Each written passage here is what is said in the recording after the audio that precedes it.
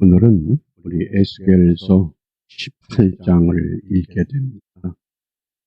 묵상의 주제가 밤에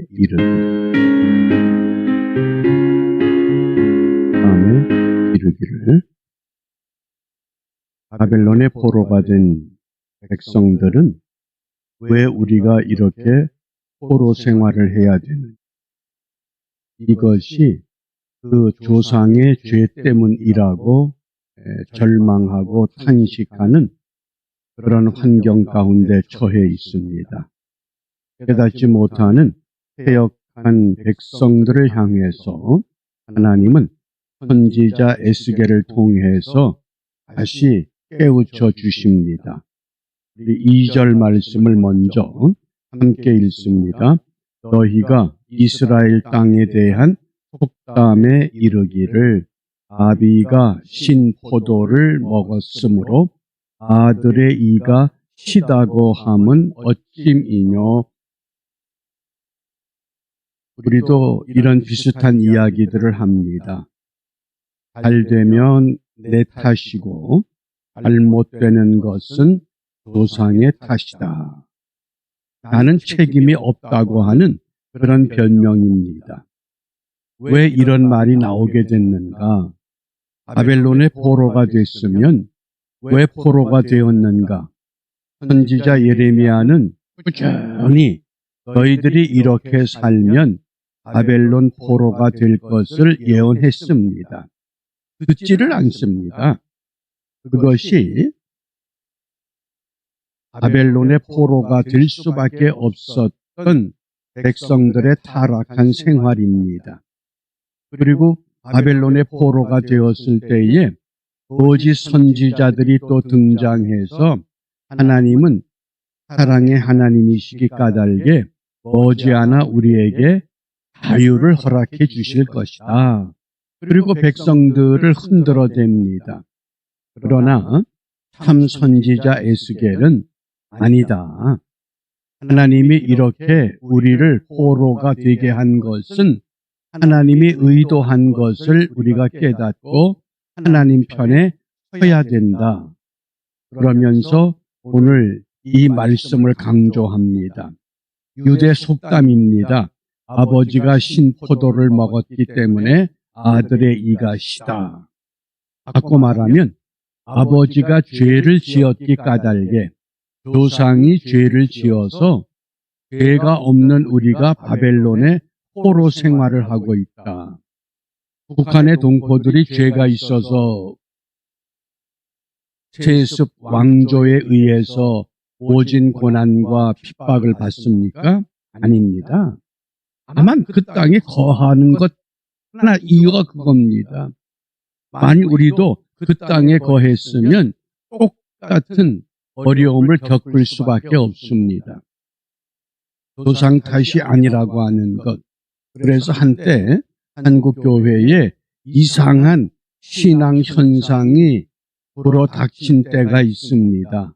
악에게 흐르는 저주를 끊으라. 어떻습니까? 많은 설교자들이 그 책을 읽고 주일마다 이 이야기를 소개했습니다. 악에게 흐르는 저주를 끊어야 된다. 그런데 사실 이거는 비성경적입니다. 제사 문화에 익숙한 사람들은 조상신을 섬기기 까닭에 마치 조상이 복을 주기도 하고 화를 주는 것 같은 그런 제사 문화에 길들여져 있기 때문에 이런 착상을 하게 됩니다. 결국 마지막에는 이 책을 썼던 이윤호 목사님이 그 책을 전부 폐기하고 말았습니다. 워낙 교계에서 그건 잘못된 것이다. 그래서 한 가지 분명한 사실은 악의 저주로는 비성경적입니다. 성경은 그렇게 말하지 않습니다. 그러면 선지자 에스겔을 통해서 오늘 우리에게 어떻게 말씀하시는가? 3절입니다. 주 여호와의 말씀이니라. 내가 나의 삶을 두고 맹세하노니 너희가 이스라엘 가운데서 다시는 이 속담을 쓰지 못하게 되리라. 조상 탓하지 말고 모든 원인은 나에게 있다. 내 잘못이다. 이것을 깨닫는 것, 이게 신앙의 시작입니다. 그러므로 우리가 이 죄가 우리에게 들어왔다고 하는 것은 어떤 현상을 일으키느냐? 탓하는 신앙입니다. 변명하거나 핑계합니다. 하나님께서 아담에게 묻습니다. 너 왜 선악을 알게 하는 나무의 열매를 따먹었느냐? 얘가 따먹었습니다. 그러면 끝납니다. 그런데 그 아담이 어떻게 하나님께 말합니까? 하나님이 주셔서 나와 함께 하신 여자, 그가 내게 그 열매를 주므로 내가 먹었습니다. 누구에게 핑계합니까? 여자에게 핑계한 것이 아니라 여자를 하나님이 주셨으니 하나님 때문입니다. 그게 죄의 모습입니다. 또 가인이 아벨을 돌로 쳐 죽인 후에 하나님께서 가인에게 또 묻습니다. 가인아, 내 아우 아벨이 어디 있느냐? 얘가 실수해서 동생을 죽였습니다. 그러면 해결납니다. 그런데 어떻게 변명했습니까? 하나님, 내가 내 아우를 지키는 사람입니까? 지침에 뚝 떼는 겁니다. 그게 죄의 모습입니다. 책임질 줄 모르는 것, 그게 죄의 특징이라고 하는 것. 그러니까 우리 속담에도 잘 되면 내 탓이고 잘못되는 건 조상 탓이다. 이런 탓하는 신앙, 이런 변명과 핑계를 철저하게 버려야 된다고 오늘 선지자 에스겔을 통해서 우리에게 말씀하십니다. 왜 그러느냐? 우리 4절입니다. 4절. 이 말씀을 함께 읽습니다. 모든 영혼이 다 내게 속한지라 아버지의 영혼이 내게 속함같이 그의 아들의 영혼도 내게 속하였나니 범죄하는 그 영혼은 죽으리라. 범죄하는 그 영혼이 죽는다. 책임은 나에게 있지 조상에게 다른 사람에게 있다는 것이 아니라고 하는 것을 강조합니다. 이 말씀이 20절에도 다시 반복됩니다. 범죄하는 그 영혼은 죽을지라. 범죄하는 그 영혼이 죽습니다. 누구 때문이 아니라고 하는 겁니다. 그러므로 우리 믿음의 사람들은 영적 자각을 어떻게 해야 되느냐? 내게 어떤 문제가 닥쳐왔을 때 그 문제를 어떻게 이해하고 어떻게 기도해야 되느냐?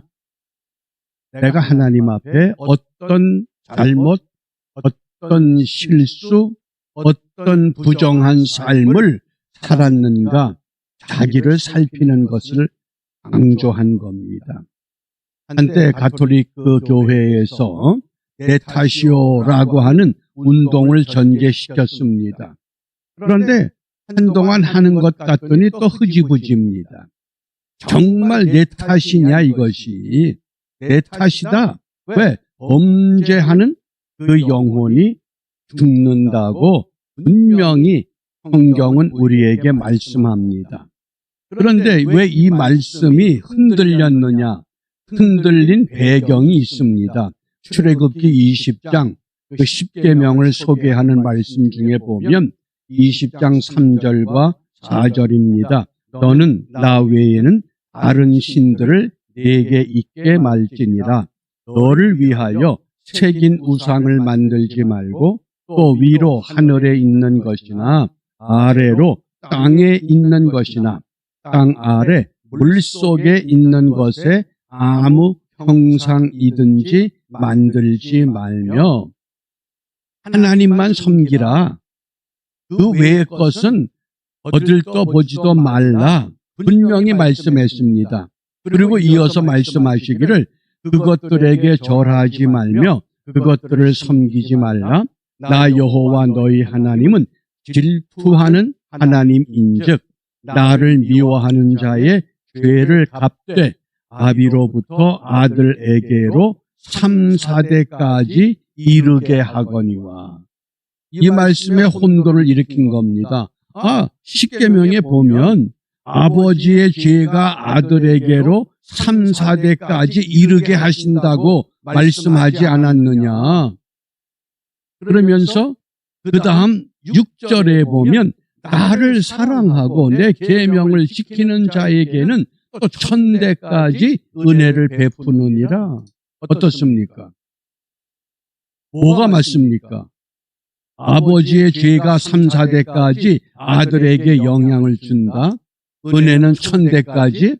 이것은 벌의 원칙이 아니라 죄의 영향력을 강조한 겁니다.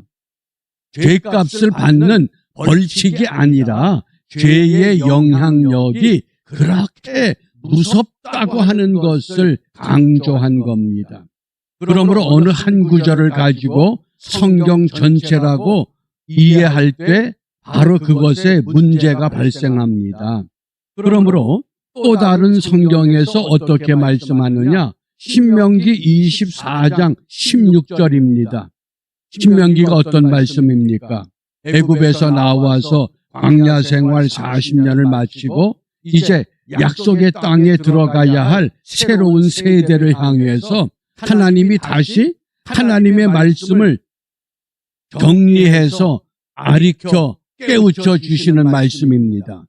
신명기 24장 16절 말씀에 보면 아비는 그 자식을 인하여 죽임을 당치 않을 것이요 자식들은 그 아비를 인하여 죽임을 당치 않을 것이라. 각 사람은 자기의 죄에 죽임을 당할 것이니라. 이 말씀이 계속 이어져서 왕국 시대를 거쳐서 이제 북왕국이 무너지고 남왕국도 무너질 위기에 있는 그때에 다시 한번 깨우칩니다. 범죄하는 그 영혼이 죽을 것이다. 자기의 죄 때문에 문제가 일어난 것이지 나는 아무 잘못이 없는데 나는 의로운데 내 조상 탓이다. 누구 탓이다. 남편 탓이다. 아내 탓이다. 조상 탓이다. 누구 탓이다. 그건 신앙이 아닙니다. 그건 잘못된 다른 종교의 영향을 우리가 받기 때문에 그런 사고를 품게 되는 줄 압니다. 그러므로 우리가 이 아침에 오늘 이 말씀을 통해서 하나님은 무엇을 기도하라고 하시는가? 오늘 본문 31절 말씀에 보면 너희는 너희가 범한 모든 죄악을 버리고 마음과 영을 새롭게 할지어다. 모든 죄악을 버리고 쓰레기를 버리듯 버리라고 말씀을 합니다. 쓰레기를 모아서 돈이 된다고 생각해서 그 쓰레기를 집안에 모아들였던 사람들의 그 결말을 우리가 가끔 뉴스를 통해서 우리가 들어볼 수 있습니다. 아까운 것 같아서 모아들였는데 결국은 뭐가 됩니까? 엄청난 쓰레기가 되고 만 겁니다. 그러므로 모든 죄악을 버리고 마음과 영을 새롭게 할지어다. 마음은 뭡니까? 정신 차려라 그 뜻입니다. 영은 뭡니까? 성령 충만하라. 그래서 우리의 마음과 영을 새롭게 하면 우리가 오늘 기도가 새로운 피조물로 살아보자. 어제 내 모습이 아니라 어제와 다른 나의 모습, 그 모습은 우리가 하나님이 정한 거룩, 카도시라고 하는 하나님의 기준을 따라가야 됩니다. 사람과 사람을 비교하는 것이 아니라 교회와 교회를 비교하는 것이 아니라 우리의 절대 기준은 여호와 하나님, 예수님. 그래서 거룩의 기준이 흔들리면 되질 않습니다. 그럴 때에 악을 떠나서 의를 행할 수 있는 결단의 믿음이 회복되는 줄 압니다. 그러므로 우리가 새로워진다고 하는 이 개념, 그런즉 누구든지 그리스도 안에 있으면 새로운 피조물이다. 그 새로운 피조물. 내가 어제까지 세상에 속해 있었는데 오늘 아침 갑자기 하나님의 성령이, 하나님의 말씀이 내 안에서 깨우침을 줍니다. 너는 어제 같은 네가 아니라 오늘 새로워진 너의 삶을 결단하고 그 삶을 고백해라. 그게 새로운 피조물의 어떻게? 새로운 기준이 세워진 겁니다. 내 삶의 기준이 무엇이냐? 그러므로 우리가 이 새로워질 때에 두 가지의 의미를 기억하셔야 됩니다. 시간만 새로워진 겁니다. 어제, 오늘. 우리가 새해는 뭡니까? 시간만 바뀐 겁니다. 그건 새로워진 게 아닙니다. 정말 새로워진 새로운 피조물, 그것은 질적으로 새로워져야 하는 겁니다. 그걸 그 신약에서는 카이노스라고 그러는 겁니다. 시간적으로 새로워지는 건 네오스, 질적으로 새로워지는 것은 카이노스. 범죄하는 그 영혼이 죽는다. 그것은 왜?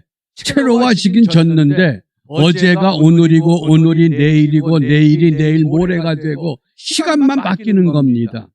그건 새로워지는 거 아닙니다.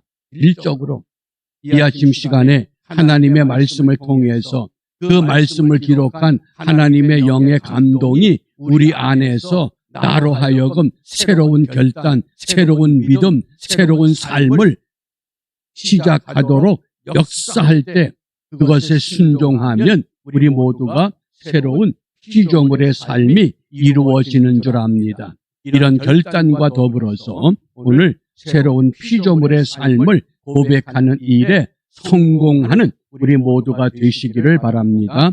기도하겠습니다. 자비로우신 아버지 하나님 감사합니다. 오늘도 저희들에게 새로운 날을 허락하신 것은 시간만 바꾸는 삶이 아니라 진심으로 하나님의 말씀으로 하나님의 거룩한 영으로 우리 안에서부터 내가 먼저 새로워지고 새로운 생각과 새로운 삶을 시작함으로 인하여 이 땅에 하나님이 우리와 함께 계신 확실한 증거를 내 안에서 찾아내고 그 일에 감격하고 감사하고 기뻐하는 우리 모두가 되도록 축복하여 주시옵소서. 예수님 이름으로 기도합니다. 아멘.